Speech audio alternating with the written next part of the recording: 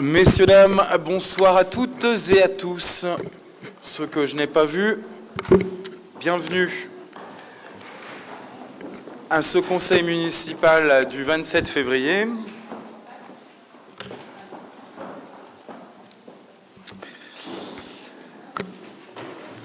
Alors, nous allons pouvoir attaquer avec les pouvoirs, s'il vous plaît. Sevgi Pinarbazi qui donne pouvoir à Chantal Nélaton, Besma Caron qui donne pouvoir à Nathalie Meunier, Lucie Nivol qui donne pouvoir à Benjamin Gastaldello. Est-ce qu'il y a d'autres pouvoirs? Non. On va pouvoir commencer avec l'approbation du compte-rendu de la séance précédente. Est-ce que quelqu'un s'oppose? Quelqu'un s'abstient? Je vous remercie. Première délibération, approbation du compte de gestion 2022. Et je laisse la parole à Philippe Thiebaud, adjoint en charge des finances. Bonsoir mesdames, messieurs. Donc nous sommes réunis ce soir pour un conseil municipal où plusieurs délibérations vont concerner les finances communales et le vote du budget 2023. Je ne reviendrai pas sur les conditions d'exécution du budget 2022. Nous en avons parlé lors du débat d'orientation budgétaire. En fait, nous avons dû faire face et ça nous a obligés de modifier par 2 fois le budget primitif lors de différentes délibérations. Le budget primitif a été voté en mars 2022, soit il y a 12 mois, et on a dû s'adapter aux nécessités conjoncturelles. Donc on va parler de la première délibération. Elle concerne l'approbation du compte de gestion de la commune. Je rappelle ce qu'est le compte de gestion. C'est le compte établi par le trésorier de la commune, à savoir Monsieur le percepteur, qui exécute les règlements de facture après un contrôle de légalité et le justificatif de toutes les factures qu'on lui donne. Ces écritures sont mandatées, bien évidemment, par la commune. Alors, le compte de gestion, vous avez dans la présentation, donc je vais faire la lecture, tout simple. Le compte de gestion, ce n'est pas le compte administratif, là, vous avez le compte de gestion 2022, qui sera identique au compte administratif, se décompose comme suit. Les recettes de fonctionnement, 5 549 000, je vais vous passer la suite. Pour des dépenses de fonctionnement de 4 989 000, soit un excédent de fonctionnement de 559 000 euros. Les recettes d'investissement, 3 509 000 et les dépenses d'investissement, 2 702 000, soit un excédent d'investissement de 807. C'est-à-dire qu'on a eu plus de recettes que de dépenses. Et vous verrez pourquoi tout à l'heure dans l'explication après les 2 paragraphes qui suivent. À cette réalisation stricte de l'exercice 2022, il conviendra de reprendre les résultats de clôture de 2021 pour arriver au résultat de clôture définitif de 2022, soit pour la section investissement, les résultats de clôture d'investissement de 2021, c'est 421 000. Les résultats de l'exercice 2022, 385 000, soit un résultat de clôture en investissement de 385 000. Résultat pour le compte de fonctionnement. Résultat de clôture de fonctionnement de 2021, c'est 1 625 000, moins l'affectation de résultat 2021, 721 000, plus le résultat de 2022, 559 000, que vous avez au-dessus, qui sont repris dans le premier paragraphe, soit un résultat de clôture 2022 en fonctionnement de 1 463 000. Au terme de l'exercice 2022, il a été reporté 1 100 000 de crédits sur 2023, c'est-à-dire que le retard des investissements dans notre programme, dans le déroulé, s'élève à 1 100 000 qu'on a affecté au paiement en 2023. Donc ils ont servi à payer les factures de commandes engagées, non encore payées. Il convient donc de les financer dans l'affectation des résultats 2022 qui sera minorée cette année du fait d'un excédent d'investissement 2022. Je reconnais que c'est un peu compliqué, mais c'est la comptabilité publique qui nous oblige à détailler cela. Donc le résultat de clôture 2022 en investissement qu'on avait repris précédemment de 385 000, le résultat réalisé 2022 a financé 1 100 000, soit l'affectation de résultats qu'il va falloir faire de 714 000. Donc l'affectation de résultats de 714 604,57 €, résultat de clôture, bon, on l'a déjà dit, à prélever sur le résultat de clôture de fonctionnement 2022 de 1 463 016,92 €. Le solde, donc 748 412,60 €, est repris en recettes de fonctionnement au budget 2023. Donc c'est la partie comptable assurée par le Trésor public qui nous donne ces chiffres. Vous avez sous dossier le compte qui a été établi. Je crois qu'il fait 74 pages. Donc si vous l'avez lu et que vous avez des questions à poser, je suis à votre disposition. Pour cette délibération, eh bien, donc, j'attends si vous avez des questions. Alors, je reconnais que c'est un petit peu comptable et que c'est des fois perturbant au titre de la compréhension.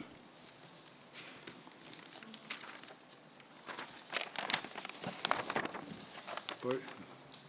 Pas de questions, monsieur le maire. Je sors hein? Non, pas encore, il faut voter. Juste voter. Le compte de gestion, il faut voter. Qui s'oppose à cette délibération sur l'approbation du compte de gestion 2022? Qui s'abstient? Je vous remercie. Délibération 2023-B2, vote du compte administratif 2022. Je repasse la parole à Philippe Thiebaud. Donc la deuxième délibération concerne l'approbation du compte administratif de la commune. Donc il s'agit du compte établi par les services comptables de la mairie qui agit comme ordonnateur des dépenses sous la responsabilité de Monsieur le maire. Il est d'usage que Monsieur le maire ne participe pas au débat ni au vote de cette décision. Le compte administratif tel qu'il vous a été donné et communiqué dans les annexes est à l'identique du compte de gestion. C'est la moindre des choses. C'est qu'on soit d'accord avec le Trésor public. Il n'y a aucune différence entre les deux comptes, donc les données chiffrées sont exactement les mêmes. Donc je vais donc vous dispenser de la lecture du texte et passer au débat et éventuellement après au vote. Donc je vous laisse la parole si vous avez des questions sur ce compte administratif. Eh bien, on va passer au vote. Qui s'abstient? Qui vote contre? Donc le conseil municipal adopte la deuxième délibération. Je vous en remercie. Monsieur le maire peut revenir pour la suite de l'ordre du jour.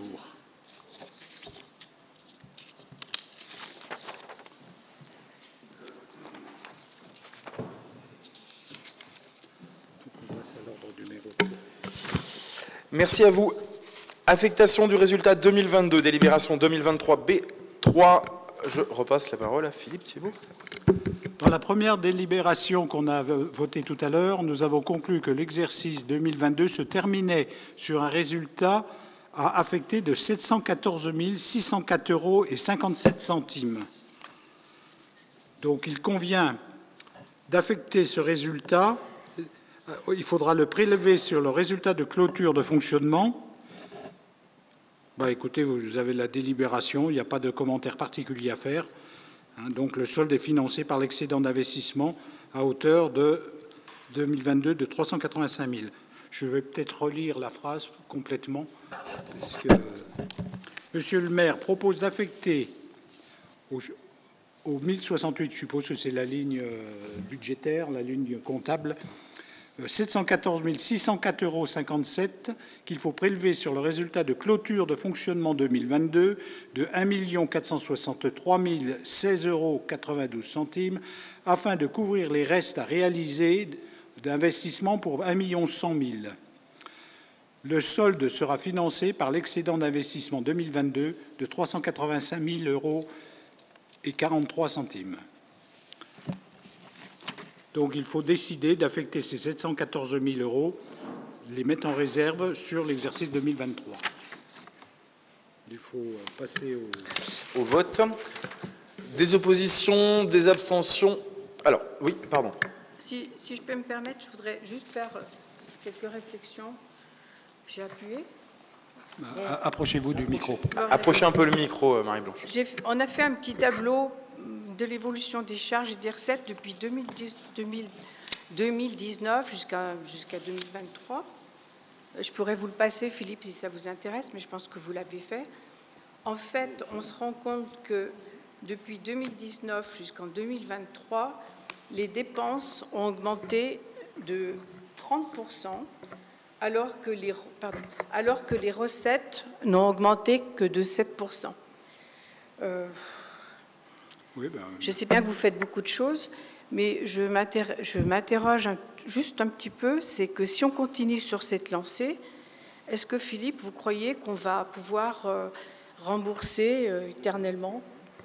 Je crois que vous aviez fait une phrase l'autre jour en présentant votre travail, en disant que vous vous inquiétez. Je ne sais pas comment vous pouvez vous en sortir sans augmenter l'imposition.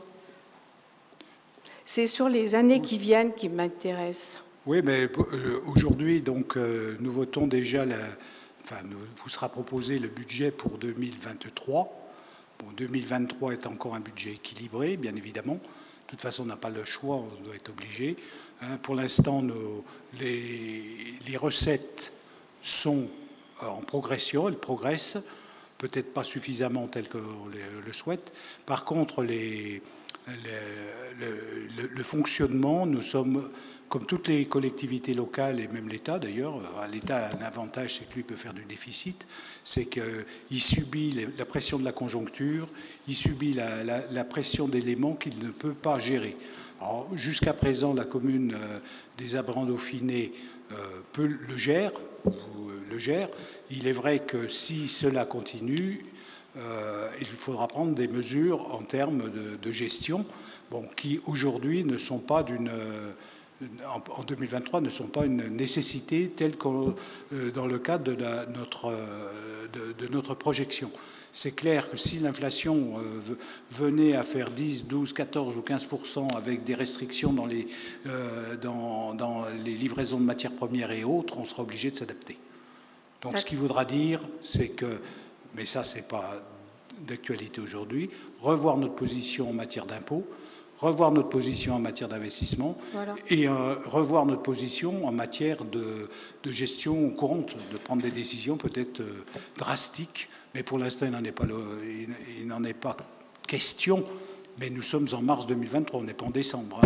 Peut-être qu'en décembre, le langage sera peut-être un peu différent. C'est ce que je voulais vous entendre dire. Est-ce que je peux me permettre de vous poser une question, Philippe? C'est sur les recettes du médecin. Vous avez dit 120 000 €. Vous avez les subventions dedans? Non. Parce que j'ai calculé... À quel endroit? Parce que votre médecin, il est à 35 heures. Ça fait qu'il peut facturer que 1600 heures. Il ne peut pas travailler 1600 heures, c'est pas possible. Alors, ça lui ferait 2 clients et demi par heure, j'ai calculé. Ça me semble, à mon avis, ça me semble quand même très optimiste. Les 120 000.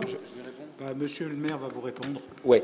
Alors, sur la question du médecin, aujourd'hui, en effet, il a un contrat qui est de 35 heures. Ensuite, on se rend compte que finalement, la réalité du nombre de patients et le bilan comptable qu'il en est, aujourd'hui, est à hauteur des 120 000 €. Il faut reconnaître que, pour le coup, on a peut-être quelqu'un qui déborde un peu dans ses heures, donc qui n'a pas pour le coup d'heures supplémentaires facturées, mais qui nous assure plus d'heures et donc plus de patientèle, parce que évidemment il y a une très forte demande. Donc aujourd'hui on est parti sur ces 120 000 € en sachant que c'est la proratisation des mois passés, on n'est pas dans la prospective.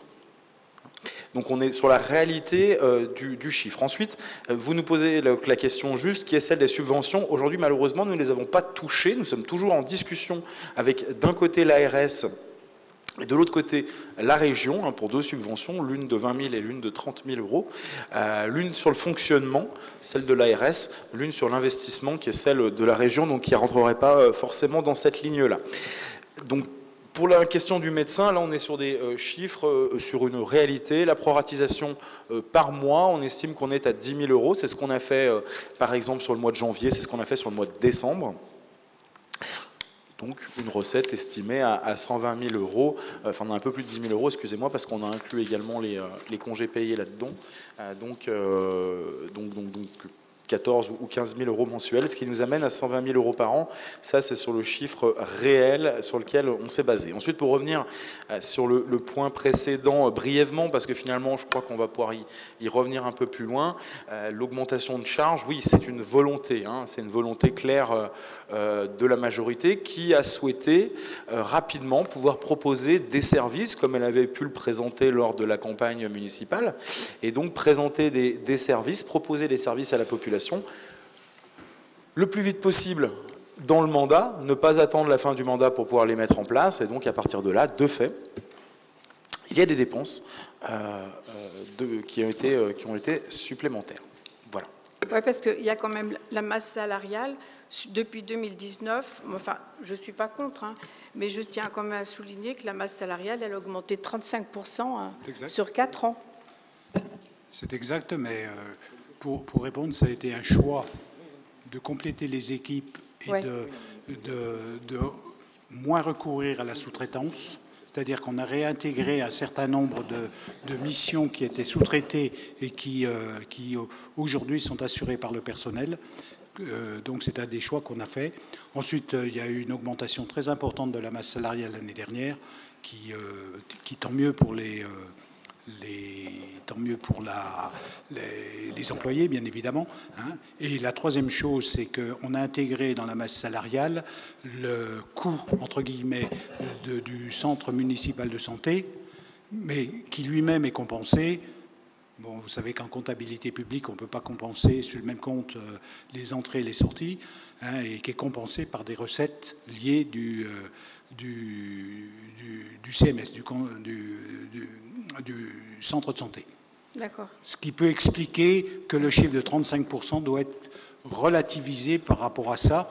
Hein, et de plus en plus, notre objectif, c'est de tendre à ce que le centre de santé s'équilibre, s'approche de l'équilibre. Alors, si les consultations passaient à 30 euros, par exemple, eh bien, ça ferait des recettes supplémentaires. Enfin, je ne dis pas qu'il faut remonter à 30 euros, hein, mais c'est un élément qu'il faut en tenir compte dans la gestion de la masse salariale. C'est vrai qu'en termes sur le plan du coût, ça fait une augmentation de 30 et quelques % sur 4 ans. Voilà. Merci. Je vous propose de revenir sur ces éléments dans le budget général plus en détail si vous le souhaitez. On va pouvoir voter l'affectation du résultat, excusez-moi, voilà, sur cette délibération 2023 B03. Qui s'oppose à cette affectation de résultat? Qui s'abstient? Je vous remercie. 2023 B04, vote des taux d'imposition. Bon, habituellement, à chaque année, il faut renouveler les taux d'imposition tels qu'ils sont pratiqués dans la commune. Alors, comme évoqué lors du débat d'orientation budgétaire, pour ceux qui y étaient, il n'est pas envisagé de faire évoluer la fiscalité. Toutefois, la réforme de la taxe d'habitation, qui s'est terminée en 2022, aujourd'hui elle n'existe plus, hein, pour les résidences principales, les collectivités retrouvent un pouvoir de taux sur cette taxe. La taxe d'habitation ne concerne plus que les résidences secondaires, les locaux meublés non affectés à l'habitation principale et, sur délibération, les logements vacants depuis plus de 2 ans. Pour l'instant, cet alinéa n'a pas été retenu par la mairie des Abrins-Dauphiné. Les collectivités devront donc impérativement voter un taux de taxe d'habitation, un taux de taxe foncière bien évidemment, sur les propriétés bâties et sur les propriétés non bâties. Pour l'exercice 2023, le taux de référence de la taxe d'habitation sera celui voté en 2019, qui avait été figé de 20 à 22, du fait de la réforme de la taxe d'habitation, soit 6,75.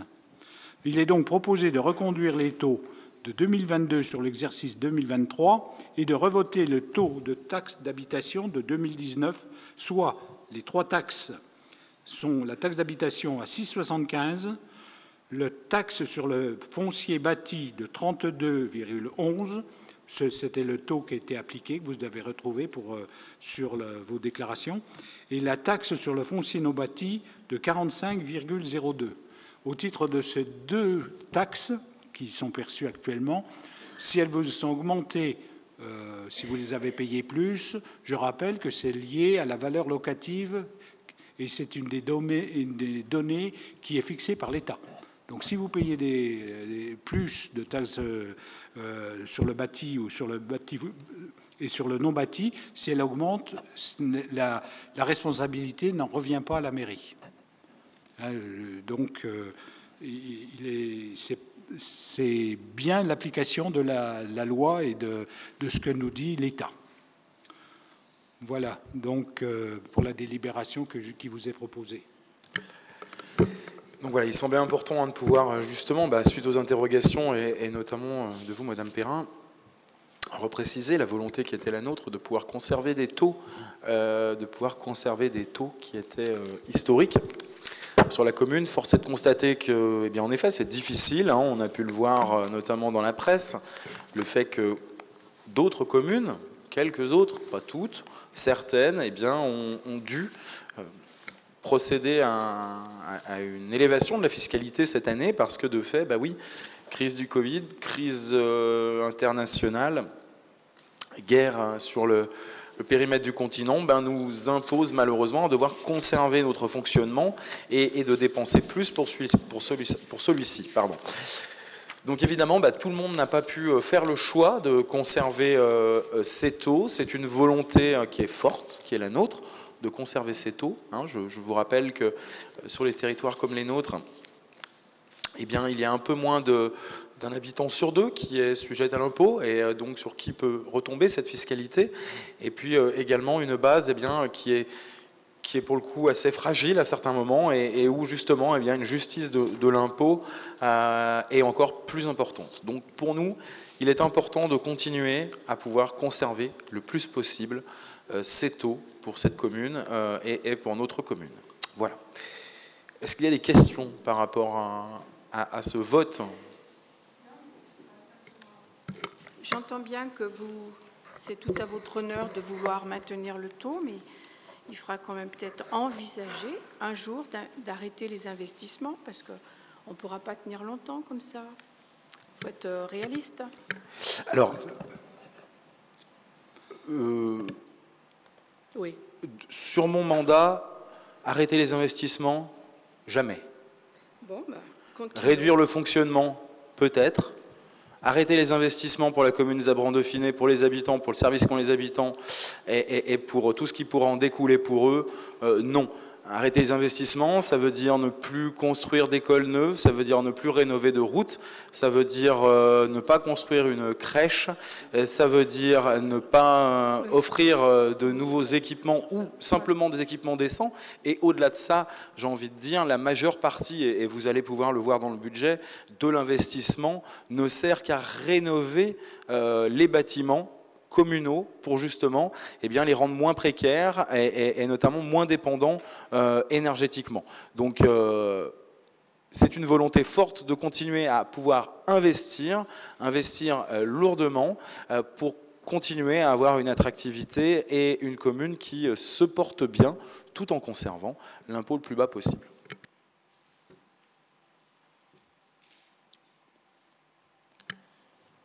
D'autres questions ? Je propose de passer au vote. Qui s'oppose sur ce vote des taux d'imposition 2023 ? Qui s'oppose ? Excusez-moi. Qui s'abstient ? 2 abstentions. Je vous remercie. Délibération 2023 B05, vote des tarifs publics 2023. La parole à Philippe Thiebaud.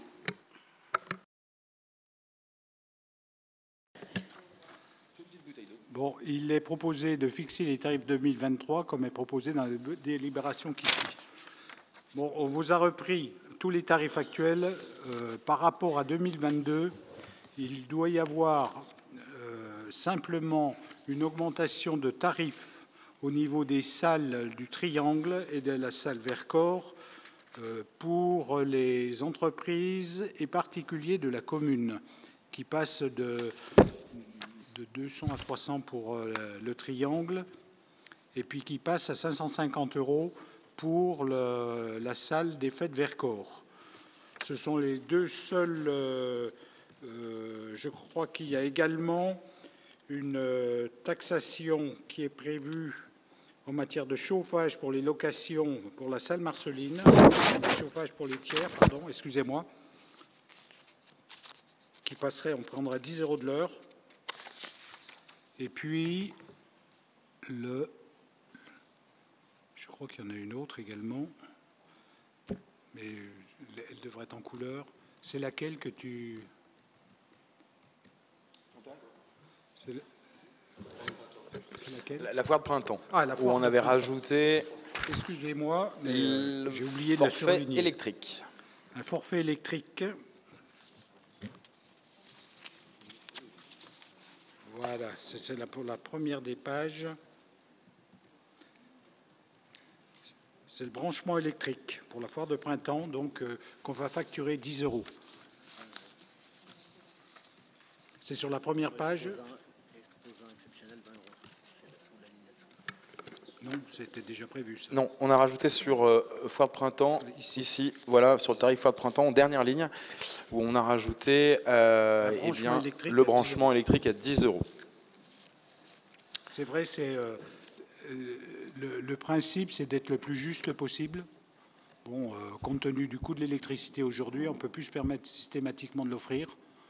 Donc, on a passé au crible toutes les facturations qui existaient et de façon à ce qu'elles soient le plus juste possible. Donc, c'est vrai que celle-là était passée à travers, donc on l'a réintégrée.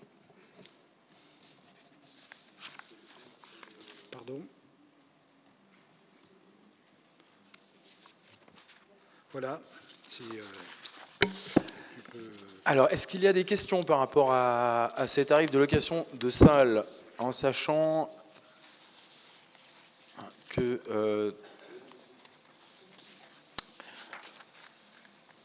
qu'il y a donc ces 3 points supplémentaires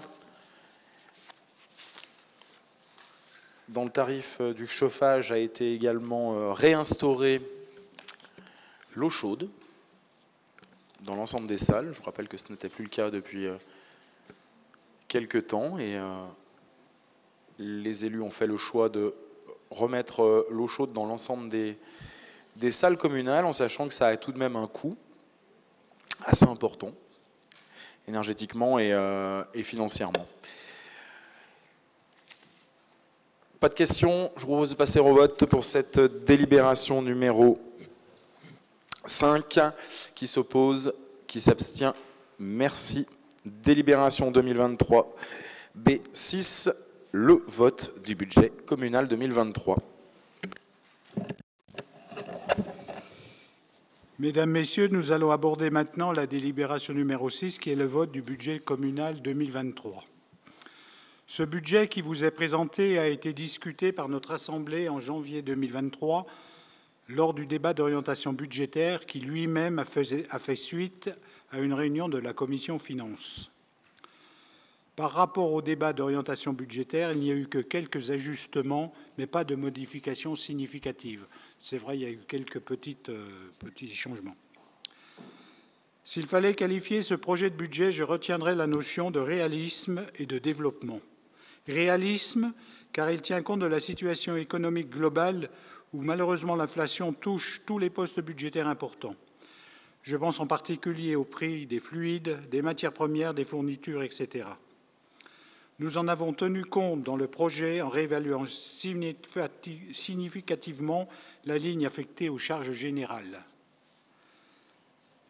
C'est un budget de développement, par contre, car la volonté de l'équipe municipale est de poursuivre la modernisation de la commune par sa politique d'investissement conforme à ses engagements initiaux et au plan pluriannuel d'investissement qui a été acté et enrichi depuis 3 ans.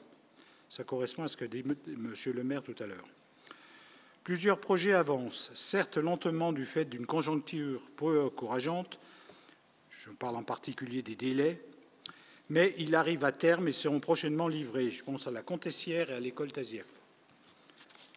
Au quotidien, la rigueur de gestion est devenue une priorité absolue.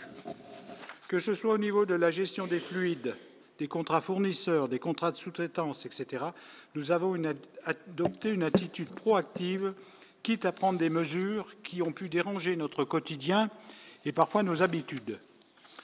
Il est peut-être un peu trop tôt pour tirer le premier bilan des mesures prises, mais de toute façon, notre Assemblée sera informée dès qu'on aura des résultats probants. Je voudrais également aborder un autre défi auquel nous devrons certainement faire face, à savoir la gestion de l'eau. En effet, des efforts en matière de sobriété vont nous être prochainement demandés par les pouvoirs publics. Des conséquences budgétaires seront peut-être nécessaires. La Commission développement durable va suivre ce dossier avec précision. Bon, le budget 2023, le budget global, c'est un budget de 13 733 413 €. Donc 6 042 413 € pour le fonctionnement. Et pour reprendre ce que dit Madame, c'est que le budget d'investissement lui-même est sauvegardé à hauteur de 7 691 000 €. Donc nous allons prendre dans un premier temps, alors peut-être qu'au fur et à mesure, si vous avez des questions, vous n'hésitez pas à m'arrêter, ou alors on les globalisera à la fin de l'exposé, comme vous le voulez. La section de fonctionnement est équilibrée à hauteur de 6 042 413 €, avec un autofinancement de l'investissement de 1 155 445. Donc ça, ces chiffres, vous les retrouvez dans le tableau qui vous est présenté, là, que vous avez en face, hein, à la fin, donc pour vous montrer la page 2. Pour vous, les 1 155 445 sont en bas. OK. Non. Remonte, mais c'est en bas du tableau. Voilà, là. Donc, il y a 705 000 € d'amortissement et l'autre ligne que je n'arrive pas à lire, voilà. 450 000 du virement à la section d'investissement, ce qui sont des charges de fonctionnement. Le fonctionnement 2023 ne permet pas de dégager une marge de manœuvre sur la ligne de dépenses imprévues. Rappelez-vous le budget 2022, nous avions prévu une ligne de dépenses de fonctionnement imprévue de 200 000 € qui nous a été utile pour réactualiser les différentes charges de fonctionnement, de fonctionnement et de frais de personnel. Cette année, effectivement, nous n'avons pas la capacité. Ce que vous voulez dire, Madame, c'est que effectivement, nos marges sont réduites cette année. Les charges à caractère général augmentent de 370 000 du fait notamment de l'incidence de coûts de l'énergie passant de 220 000 à 450 000. Donc, on va remonter au-dessus. Donc, voilà. Donc, on passe de 1 499 à 1 860, ce qui fait une augmentation de 370 000 environ. Donc, c'est essentiellement lié aux dépenses liées aux fluides.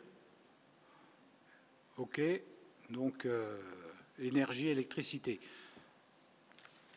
Si vous vous rappelez, on en avait parlé lors du débat d'orientation budgétaire. Les premières estimations qu'on a eues avant l'amortisseur prévu par les pouvoirs publics, notre facture aurait plus que doublé. Alors, donc nous avons retenu quand même le chiffre de 450 000 € de provision, enfin sachant que c'est vraiment le maximum et que nous espérons qu'avec l'amortisseur et les économies, les mesures de gestion qui ont été prises cette année, ce chiffre ne sera pas atteint. Nous ne sommes pas à l'abri également quand même d'un changement de stratégie au niveau gouvernemental qui nous oblige également à réévaluer vers le haut ces consommations. Donc pour l'instant, nous avons préféré être pessimistes sur cette ligne budgétaire. Bon, pour les autres charges, il n'y a pas de grosse évolution, des réajustements de lignes. Sur la maintenance, par exemple, j'ai noté la maintenance. C'est vrai que nous avons beaucoup de matériel et qui nécessite de l'entretien et autres. Bon, par contre, il est à noter que nous avons été plus économes que prévu en matière de fêtes et cérémonies. Mais par contre, nous ne voulons pas quand même, entre guillemets, mettre en parenthèse l'aspect festif ou culturel de notre commune. Nous avons laissé en place les lignes telles qu'elles existaient avant. Voilà, sur ces charges de fonctionnement, si vous avez quelques questions, c'est peut-être le moment de les poser.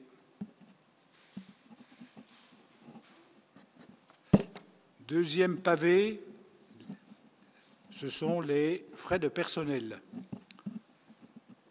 Alors les frais de personnel, nous les avons présentés d'une manière un peu différente. Cette année, on les a présentés par service. Avant, on avait une seule ligne. Aujourd'hui, on a des lignes différentes entre le technique, la police, la restauration, le scolaire, le centre médical de santé, les services administratifs, l'assurance du personnel, entre les jobs d'été et la DM.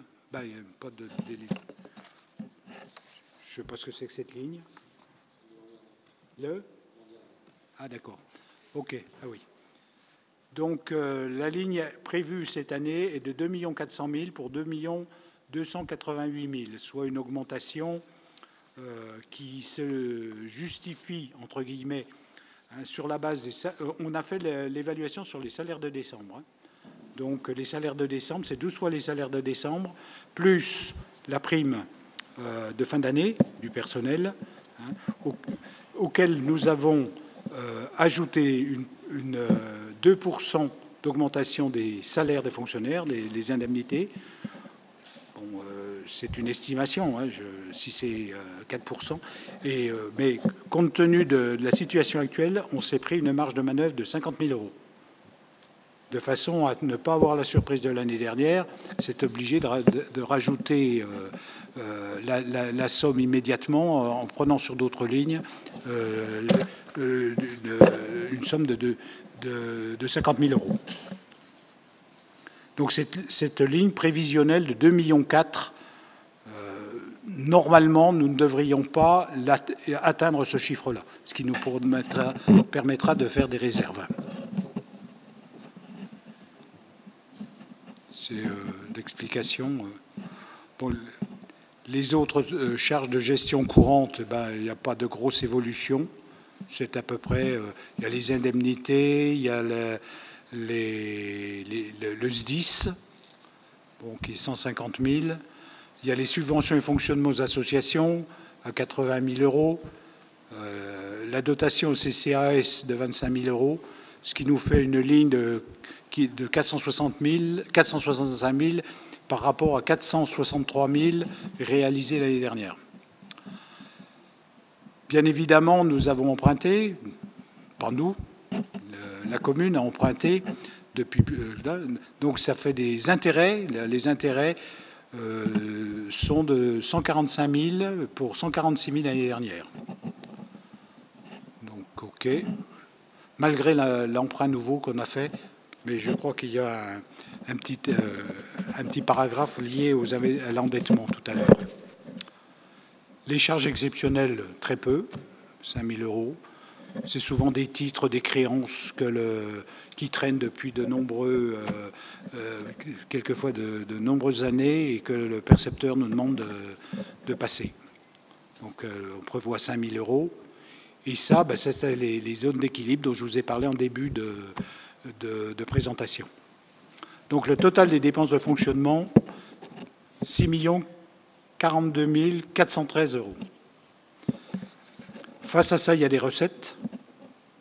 Donc les recettes, on est parti sur des estimations prudentes, voisines de celles de l'année dernière. Si on voit Est-ce que tu as le total? Descends en bas de... Voilà. Ah bah, donc vous voyez, on avait recettes de fonctionnement de 6 500 000, 510 240. Et l'année prochaine, on aurait des 6 42 412 qui se décomposent. Bon, on vous a dit donc qu'on avait retenu des hypothèses relativement basses. Par exemple, les résultats de fonctionnement qui ont été reportés sont un peu plus bas. Ça, c'est une donnée sûre. Le remboursement sur charge de sécurité sociale et de prévoyance, donc on a estimé à 40 000 euros alors qu'on avait 86 000 l'année dernière. C'est quelque chose qu'on aimerait voisin de zéro parce que c'est des employés qui sont en arrêt maladie longue durée et c'est ce que nous versent les assurances. Donc on a estimé à 40 000, peut-être qu'il y aura un peu plus. Produits des services, nous avons été des redevances et 215 000, excusez-moi, mais je ne vois pas bien. Bon, vous avez tout. Produits et services, donc la montée en régime du centre municipal de santé à 120 000, compte tenu de l'augmentation de la fréquence du cabinet médical, on devrait y arriver assez facilement. Redevances et droits des services sociaux, le portage de repas, on a été assez pessimiste. Bon, idem pour les redevances de la cantine et les garderies. Et remboursement des charges locatives par d'autres redevables. Ça, c'est marginal. Ce chiffre de 438 000, c'est vraiment le minimum. Impôts et taxes, toutes les recettes, écoutez, pas grand-chose à dire. Simplement, la taxe sur les pylônes... Ah non, pardon. C'est la taxe sur la consommation finale d'électricité. Vous avez une explication, là. Elle devra fortement augmenter du fait de la réforme qui fixe un coefficient national unique de 8,5% contre 6 actuellement. Donc, c'est de l'argent qu'on récupère sur la facture d'EDF que les concitoyens payent. Bon, la taxe additionnelle aux droits de mutation ou à la taxe de publicité, il est vrai qu'en 2022, nous avions encaissé, suite aux modifications, aux ventes immobilières et à tout ce qui est lié à l'immobilier, 378 000. C'était une année relativement importante. Cette année, nous projetons 300 000. Au rythme où actuellement nous enregistrons les mutations et les permis de construire, c'est une somme qui devrait être largement atteinte. Alors ce poste-là fait 2 644 000. Pour les dotations forfaitaires, pas de grande évolution. Bon, la DSR sera certainement peut-être un peu plus faible cette année, de 650 000 pour 694 000. Bon. OK. Là, on a des subventions TELAD pour le salaire, je crois que c'est le salaire de la secrétaire médicale. Donc c'est une recette qui vient en complément, qui serait à déduire de la masse salariale.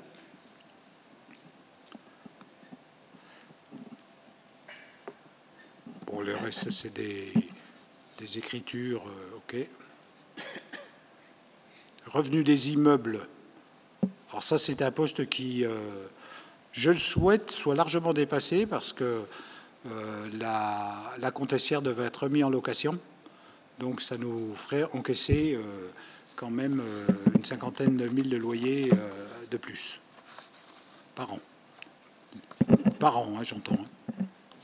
Produit exceptionnel, bon, bah, ça c'est OK. Ce qui fait un total de 5 294 000 de recettes.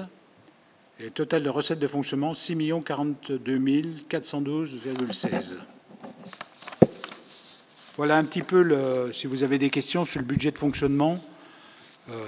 C'est un budget de fonctionnement qu'on a voulu quand même prudent, c'est-à-dire en surestimant pas forcément les recettes de fonctionnement et en essayant de caler au maximum les dépenses de fonctionnement. Si vous avez quelques questions... Non, c'est juste que vous m'expliquiez. Vous arrivez à 6 millions, parce qu'en fait, enfin, c'est peut-être comme ça qu'il faut faire les budgets des communes, mais parce que vous réintégrez le résultat de fonctionnement de 748. Sûr. Oui, ben, il est d'un côté et on le remet de l'autre. C'est comme ça qu'on fait dans les communes. Oui. Ah bon. Bah, si vous l'enlevez d'un côté, vous l'enlevez de l'autre. Mais bon. Mais c'est quand même, ce sont quand même des sources de financement qui sont prises sur sur le fonctionnement, quoi. Donc qui nous servent qui sont bien détaillés, quoi, et qui nous servent à financer les dépenses de fonctionnement. Si vous les enlevez d'un côté, vous les mettez d'un côté, vous les remettez de l'autre. Mais c'est une vision beaucoup plus juste, même si comptablement les écritures ne sont pas passées. Ça, c'était une des subtilités de la gestion publique, ça. Voilà.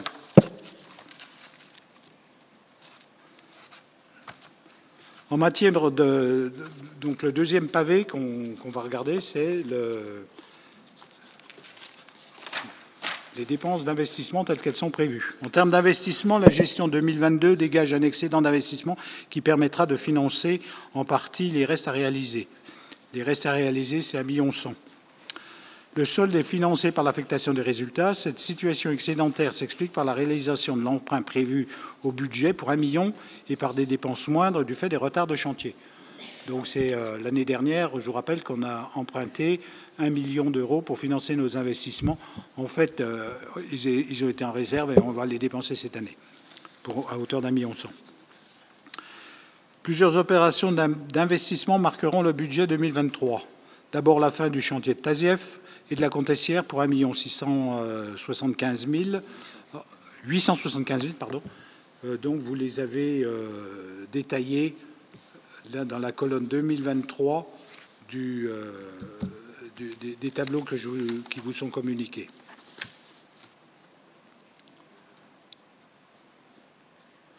Le chantier, alors je reprends là les investissements de l'année. Le chantier de la crèche pour 1 200 000 et plusieurs opérations de voirie, dont la rue Victor Hugo 550 000, la rue du Mac 150 000, le parvis de la rue du 11 novembre à Fitilieu pour 100 000 en particulier. On peut également noter les achats d'immobilier foncier 65 000. Nous avons choisi effectivement d'acheter du foncier dans la mesure où cela est possible. Donc vous les avez qui sont repris dans le tableau.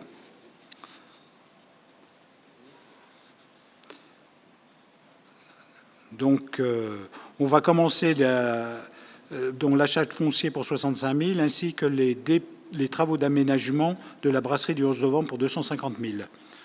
C'est la brasserie de Fitilieu qui tarde à sortir, mais c'est plus compliqué que prévu. Et le début de l'opération de l'ombrière de la salle Vercors pour 300 000.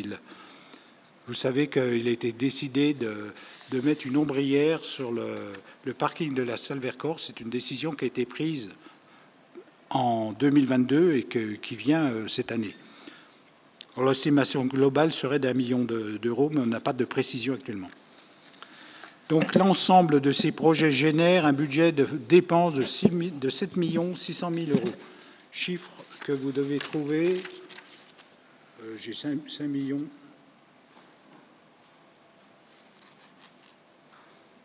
Dépenses. J'ai 6 500 000. Comment ça se fait, là? Hein? Monsieur le secrétaire, là? J'ai 6 500 000 et dans le texte, j'ai 6 100 000. Bon. Les recettes d'investissement, un budget de dépenses de 7,6 millions. Ah oui, d'accord, avec le total des reports de l'année dernière. Excusez-moi. Cette année, donc, on a 6 591 000 tels qu'ils sont mis dans le tableau, plus les 1,1 million de reports de l'année dernière. Donc il faut bien comptabiliser, ce qui fait un investissement global de 7 691 000. Chiffre qui vous est montré là. OK. Alors les recettes, pour financer ça, il va falloir des recettes.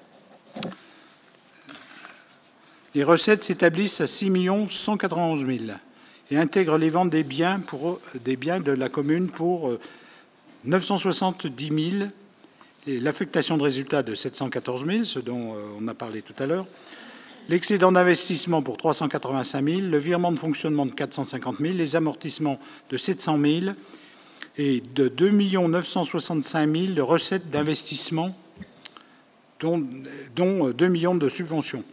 2 200 000 de subventions. Alors, il est vrai que pour répondre à votre question, c'est de tout à l'heure, bon, c'est vrai que l'ensemble des chiffres est un petit peu compliqué, mais c'est vrai que aujourd'hui, si nous n'avions pas les subventions, nous ne pourrions quasiment pas investir, hein, ou alors très peu. On ne pourrait pas se lancer dans des programmes comme la rénovation de Tazieff, comme la rénovation de la Comtessière, comme la crèche et tous les travaux qui sont faits en matière de voirie et autres. Vous voyez que que ce soit des subventions qui viennent de la communauté de communes, du département ou de l'État, eh bien, si elles n'étaient pas là, si elles n'existaient pas, nous aurions des difficultés à boucler nos budgets. Par contre, pour réaliser l'ensemble des projets inclus dans le budget, il conviendra de trouver cette année 1 150 000 sur le marché. Donc il faudra qu'on emprunte 1 500 000 cette année. Donc autrement, nous ne bouclerons pas le budget. D'où l'étude qui a été faite par Dominique sur l'endettement. Et ça, je vais vous le lire parce que c'est très précis. En termes d'endettement, le total des emprunts arrivant à terme sur la durée du mandat s'élève à 1 800 000, c'est-à-dire qu'on aura 1 800 000 de tombées en capital. Si on ajoute l'emprunt de 2022 pour 1 million et celui envisagé pour 2023 à 1,5 million, le stock de dette augmentera de 700 000 au terme du mandat par rapport à 2020. Donc il y a un effort, mais notre capacité de remboursement nous permet d'amortir cette augmentation de dette, hein, sachant qu'elle correspond à un besoin de trésorerie. Considérant les emprunts actuels arrivant à terme d'ici la fin du mandat, un emprunt de 1 500 000 sur 20 ans à 3%, donc c'est à peu près les taux du marché actuel, génère un remboursement annuel de 100 000 euros et porte le montant à rembourser à 485 000 euros au terme du mandat contre 473 000 euros en 2023. C'est-à-dire que notre montant à rembourser par an serait semblable, n'évoluerait pas d'une manière drastique. Ce n'est pas comme si subitement on empruntait 10 millions. Enfin, certaines communes l'ont fait. Hein, en début de mandat, on emprunté une grosse ligne. Pardon ? Ben, certaines communes ont fait des choix différents, c'est-à-dire en début de mandat, ont emprunté une énorme somme pour financer leurs investissements.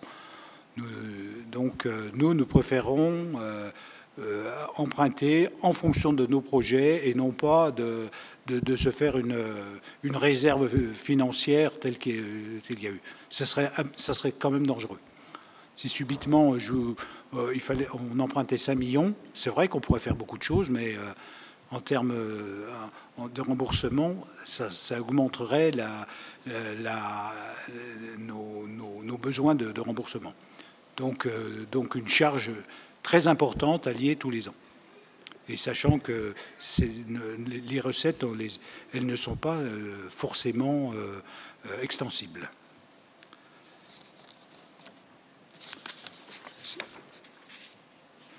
Voilà, moi j'en ai fini de vous présenter le budget 2023. Ce que je vous rappelle, c'est quand même un budget qui nécessitera un suivi, comme on le fait habituellement, mais un suivi de façon à voir comment ça évolue. La commission des finances sera réunie tous les trimestres pour voir l'évolution. Je vous remercie. Si vous avez des questions, allez-y. C'est le moment ou jamais, avant que... Je vais vous dire gentiment que je vais vous appeler Monsieur Emprunt, parce que chaque fois que je viens ici... Pardon ? Je vais vous appeler Monsieur Emprunt, parce que chaque fois que je viens ici, paf, un petit emprunt. Ah ben alors vous venez pas toujours, alors. C'est vrai que vous venez pour venir pour le DOB ou le jour du vote de budget. Je vous remercie. Je te passe la parole pour le... Alors oui, voilà, pour ce budget autant fonctionnement qu'investissement, comme vous avez pu le remarquer, eh bien l'année dernière, comme on a pu l'évoquer, des hausses en termes de fonctionnement, notamment avec la réévaluation du point d'indice du personnel des collectivités territoriales, des fonctionnaires d'État et collectivités territoriales.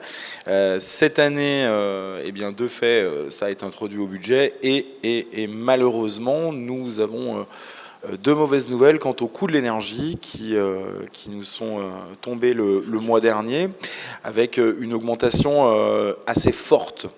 C'est le moins qu'on puisse dire, vu qu'aujourd'hui, on bénéficie même de l'amortisseur. Donc, il a été choisi par les élus de pouvoir faire en sorte de continuer à avoir une capacité d'investissement forte, importante, et donc eh bien, d'aller vers des économies lourdes en termes de fonctionnement. Voilà, de pouvoir gratter de partout où il sera possible, sans affecter bien évidemment le service. Alors ce qui commence à être pas forcément évident, parce que sur une commune comme la nôtre, où on n'a pas un nombre non plus d'agents incalculable et où on commence à avoir pas mal de services à la population, eh bien malheureusement on ne peut pas aller gratter vraiment trop loin, sans impacter bien évidemment le service à l'habitant, mais quand même une vigilance est demandée à l'ensemble des adjoints et à l'ensemble des personnes qui ont un portefeuille.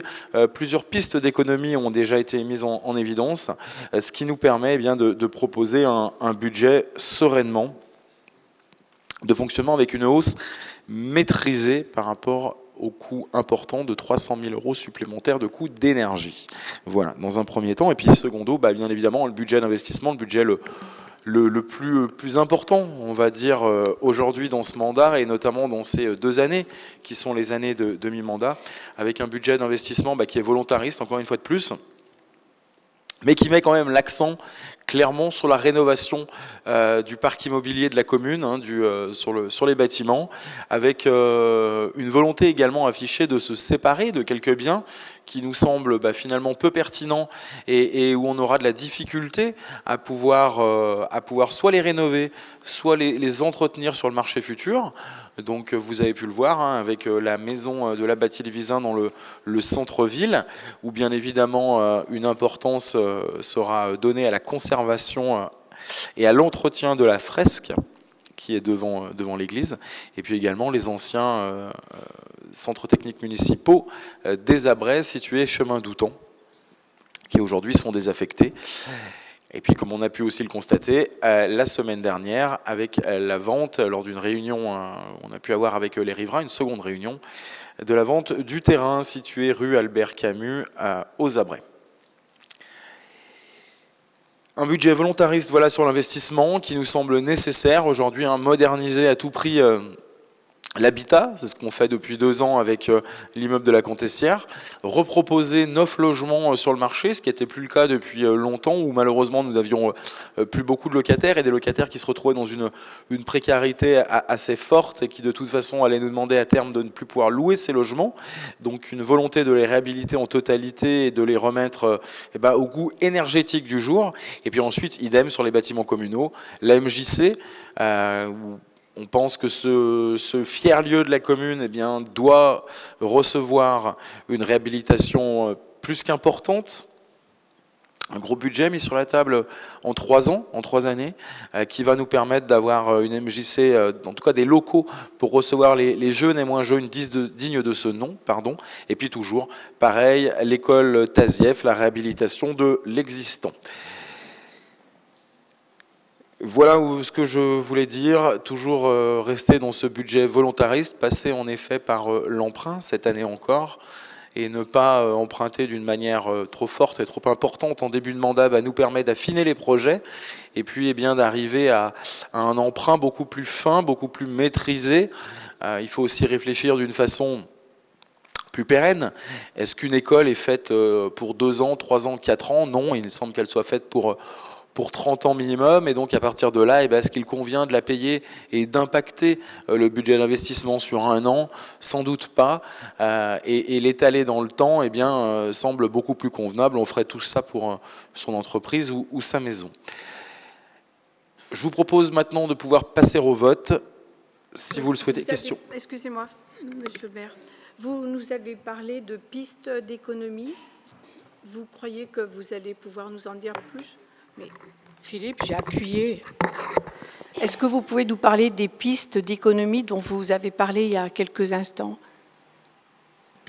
Alors aujourd'hui, les pistes d'économie, on a pu voir la toute première mesure qui a déjà été prise en amont, qui était la baisse encore des horaires d'éclairage des rues, où nous étions de 23h à 6h, et où nous sommes 23h à 6h, excusez-moi, où nous sommes passés donc de 21h à 6h, enfin 23h à 5h, excusez-moi, historiquement 23h à 5h, et nous sommes passés de 21h à 6h. Un impact lourd parce qu'il y a un gain de plus de 25 000 €.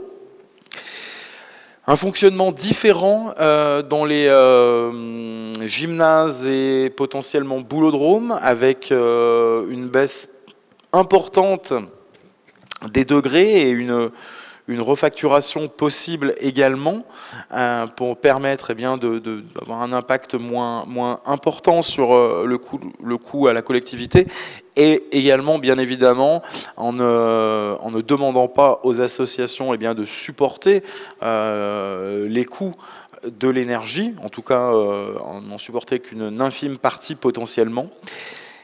Et puis ensuite, il y aura d'autres réflexions qui seront toujours soit sur l'énergie, mais également à des moments sur l'impact au niveau des services. Alors je ne parle pas des services à la personne, mais là plutôt des services internes à la commune, avec peut-être des postes, le renfort, par exemple d'été que l'on avait, où on ne prendra peut-être pas de renfort cette année, l'été sur les services techniques, et où on proposera d'autres alternatives pour pouvoir pallier à la surcharge de travail.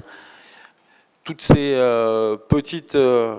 ces petits pas vont nous amener à arriver à gagner et à gratter en termes de budget, en termes de fonctionnement. Voilà. Et puis également, repasser en interne. Alors, ça ne va pas forcément de pair avec ce que je viens de dire, et notamment le renfort sur la période estivale, mais repasser en interne une partie des frais qui étaient dédiés aux entreprises extérieures, aux prestataires extérieurs sur pas mal de choses, que ce soit le ménage ou que ce soit les espaces verts à des moments. Voilà. C'est ce que je rajouterais simplement de dire qu'on a engagé avec Dominique une révision de beaucoup de nos contrats. les contrats avec les assureurs, les contrats de ménage, tu viens d'en parler, de mettre en concurrence certains fournisseurs au quotidien.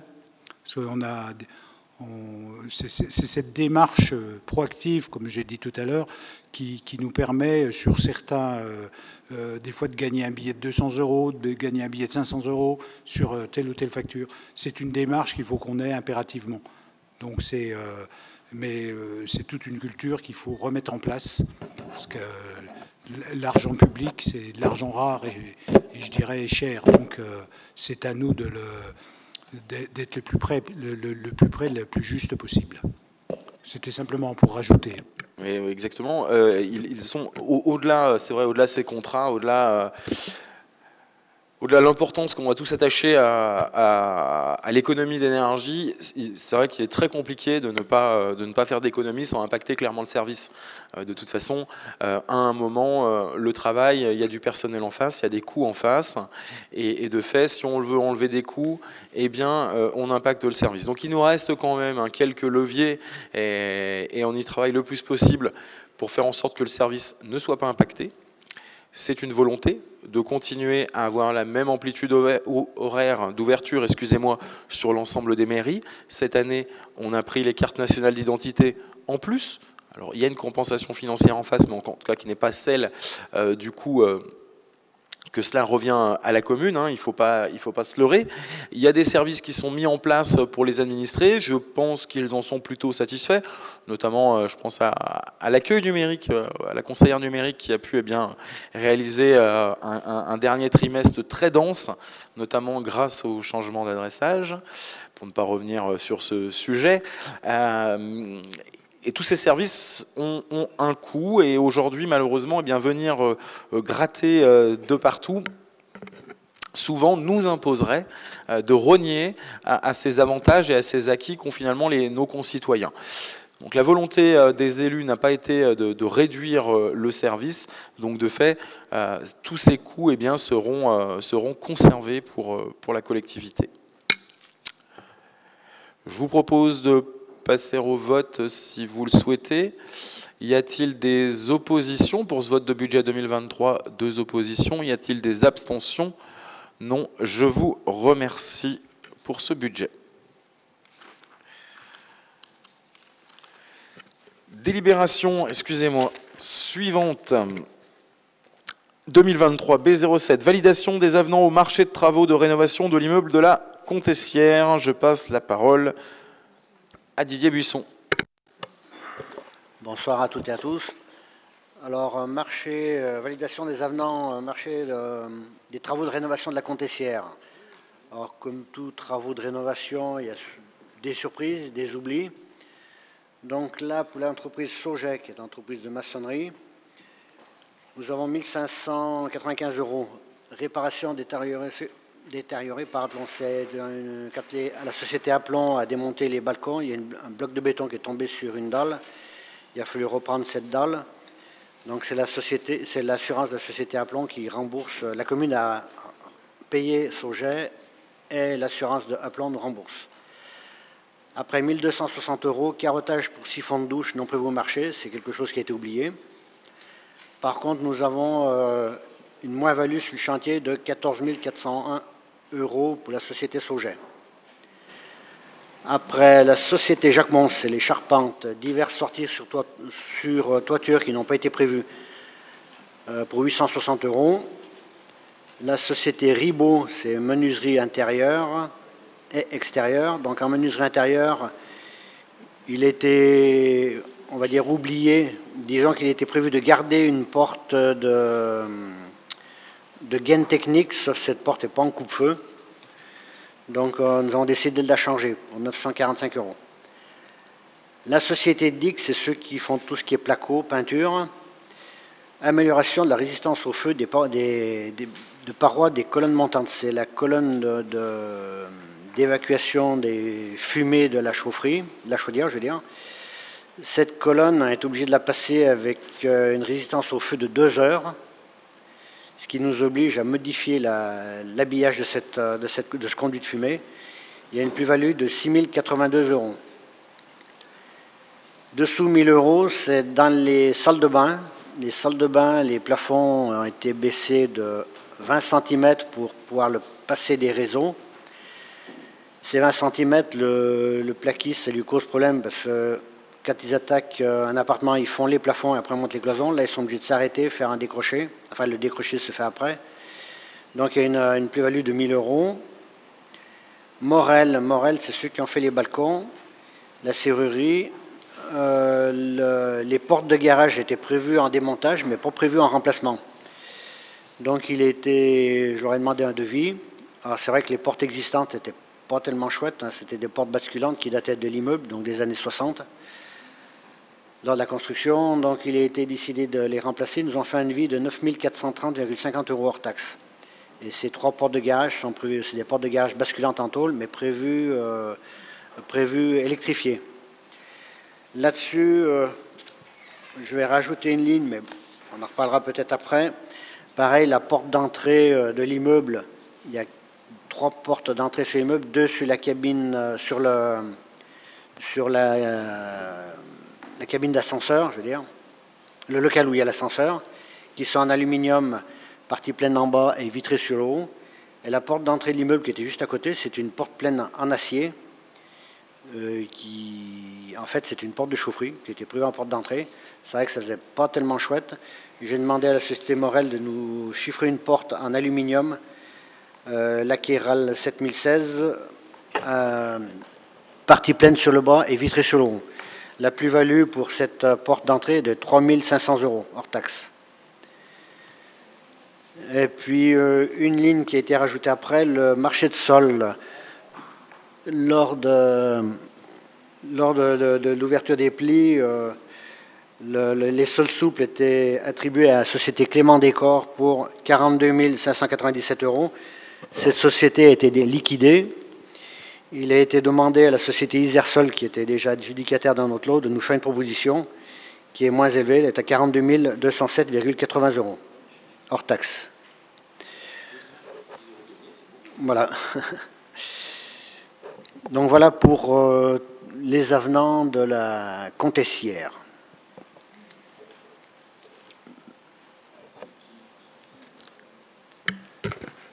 Allez, est-ce qu'il y a des questions par rapport à ces avenants?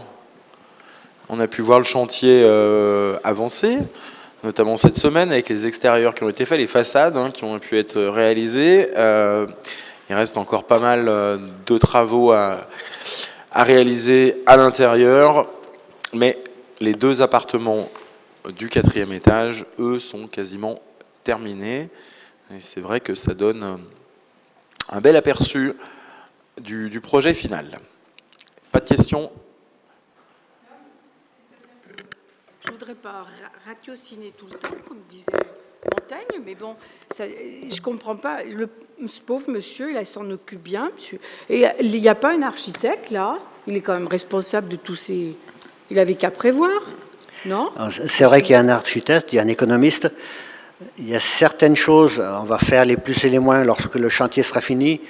Il y a certaines choses qui vont être prises en charge où les dépenses vont être partagées, par exemple avec les bureaux d'études. Il y a déjà des avenants que j'ai... Il y a un avenant que j'ai... Une facture de plus-value que j'ai refusée. C'est pour Morel, la société Morel. Au niveau des balcons, le bureau d'études avait prévu au départ des chevilles chimiques fixées contre les murs. Déjà, la société Morel a préféré traverser les murs, mettre des boulons et des plaques acier derrière pour tenir les balcons, parce que les murs ne seraient pas tenus.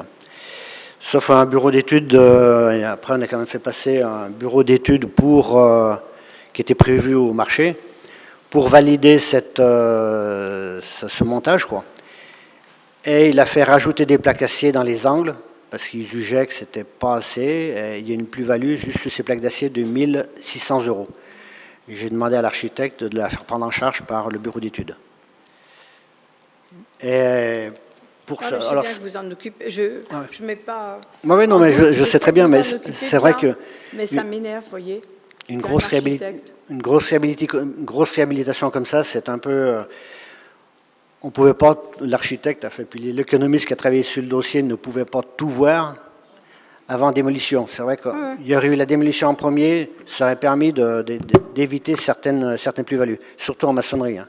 Parce qu'en maçonnerie, nous sommes déjà au troisième avenant. Voilà. C'est vrai qu'en effet, hein, il y a question, il y a matière. Donc là, depuis quelques temps, il y a eu un point qui a été refait avec l'architecte. Ce que vient de dire Didier, notamment par rapport à ces balcons où le bureau d'études valide quelque chose. Derrière, le constructeur apporte la preuve de l'erreur. À partir de là, la question ne se pose pas. Le bureau d'études, sa responsabilité est engagée. L'économie a été faite par rapport à ses préconisations. De fait, il doit régler la différence. Là-dessus, Didier a fait le job. Il reste quelques points où il est moins évident de pouvoir contester les avenants. Et puis encore, il y a encore d'autres points qui sont par rapport à l'amélioration de l'habitat. Je parle par exemple des portes de garage ou de la porte d'entrée, où là, c'est complètement de la responsabilité de la commune, parce que c'est nous qui souhaitons un meilleur dispositif et une meilleure finition. Il semblait qu'une porte aluminium vitrée pour la porte d'entrée était quand même mieux qu'une porte acier complète pas vitrée. Donc de fait, il y a un coût à cela et donc un paiement, une facturation en face. Donc je comprends et je vous remercie pour cette question posée, Marie-Blanche, parce qu'elle est réelle. Il faut que les architectes prennent leurs responsabilités à tout prix. On va pouvoir délibérer. Qui s'oppose à cette délibération numéro 7, excusez-moi, qui s'oppose, qui s'abstient? Merci. Délibération 2023-08, validation d'un avenant au marché de travaux de rénovation et extension de l'école Tazieff. Tiens, mon Didier. Donc l'école Tazieff, là c'est le lot 2 gros œuvres maçonnerie. En fait, quand la société Gutin-Vezin a creusé les fondations pour construire les nouveaux sanitaires, ils sont tombés sur l'ancienne fosse où les sanitaires, enfin bon, avant qu'il y ait le tout à l'égout. Donc cette fosse était dessous le bâtiment. Personne, enfin ceux qui en avaient la connaissance ne sont malheureusement plus là aujourd'hui. Donc on a découvert cette fosse, il a fallu la détruire et combler le trou. Donc, ce qui fait un avenant de 3 360 € pour le marché Gros œuvres Gutin-Vezin. Pareil, sur ce chantier, il y aura un avenant que nous allons, on en parlera certainement au prochain conseil municipal. Il y avait une cuve enterrée de 1000 litres pour récolter les eaux pluviales. Cette cuve de 1000 litres, ça fait un peu ridicule par rapport à la surface de toit que nous avons. Nous avons demandé à la société Gutin-Vezin de nous chiffrer une cuve de 3000 litres. Lors de la réunion de la commission bâtiment voirie de la semaine dernière, des personnes ont suggéré qu'on passe avec une cuve de 5000 litres. Donc, il y aura aussi une plus-value là-dessus. On en parlera certainement à la prochaine réunion de conseil. Alors, cette eau de pluie servira pour arroser l'été les fleurissements de la commune. Et puis, vu la surface de toit, quand il y aura des gros coups d'orage, ça servira aussi de tampon avant que ça reparte dans les eaux pluviales, quoi. Monsieur le maire, je vous laisse... Délibéré. Voilà, donc un avenant là qui est plus simple. Donc voilà, une fosse d'eau usée qui était existante, qu'il a fallu enlever, qui était terriblement énorme, lourde et compliquée à sortir, donc de fait un coût supplémentaire, un coût caché qu'on ne connaissait pas. Une cuve d'eau pluviale à pouvoir intégrer au projet d'une dimension cohérente avec le projet, et puis l'évier extérieur par une auge avec 1456 €. Des questions par rapport à ces trois avenants qui, pour le coup, sont tout à fait logiques. Qui s'oppose? Qui s'abstient? Je vous remercie. Délibération suivante, 2023 B09. Didier Buisson. Attribution des lots du marché de construction de la crèche et de l'espace périscolaire. Vous savez, lors du dernier conseil, il y a certains lots que nous n'avons pas attribués. Donc aujourd'hui, nous avons eu les résultats des analyses des offres de la part de la société Idoneis.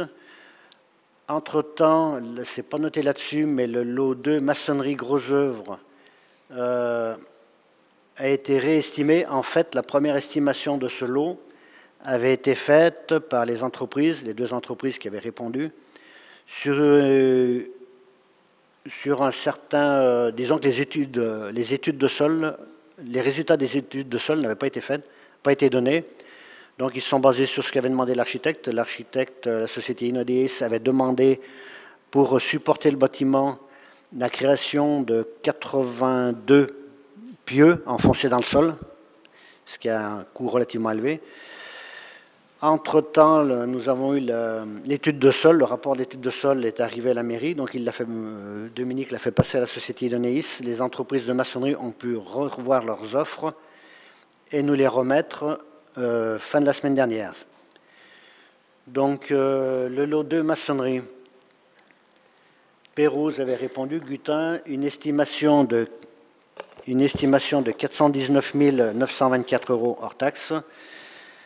Premier appel, la société Pérouse avait répondu pour 351 225,76 et Gutin 453 196,65.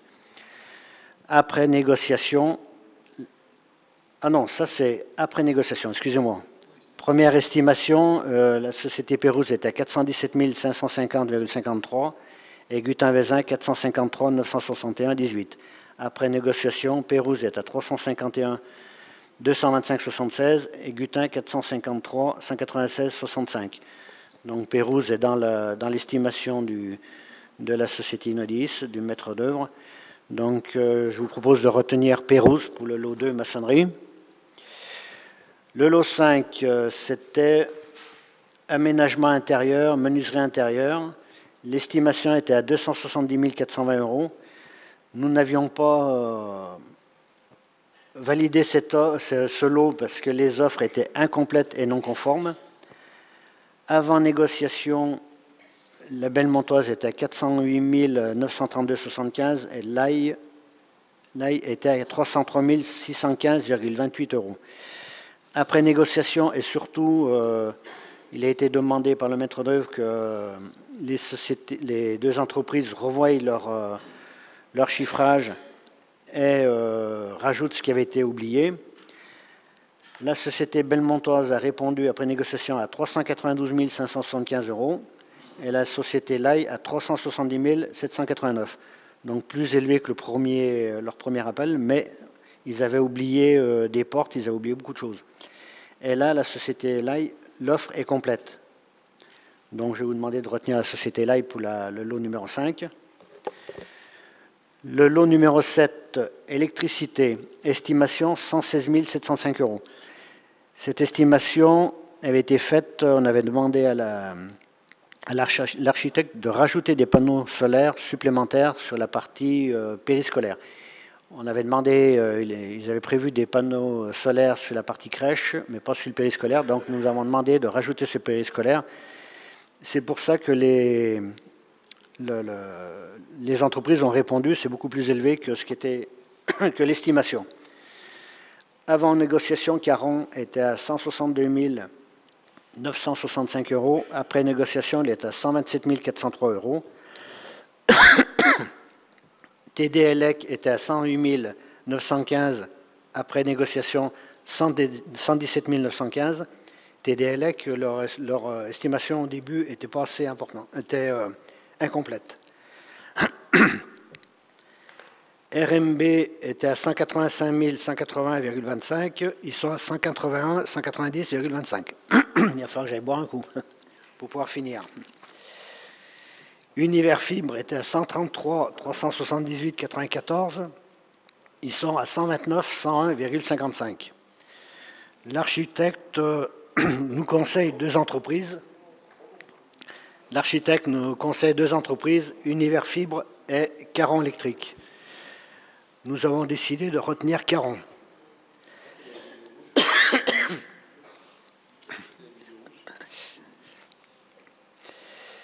Le lot 8. Alors le lot 8, L'estimation est à 193 970 €, mais cette estimation, nous avons demandé après à la société Innodeis de faire les séparatifs au niveau des chauffages.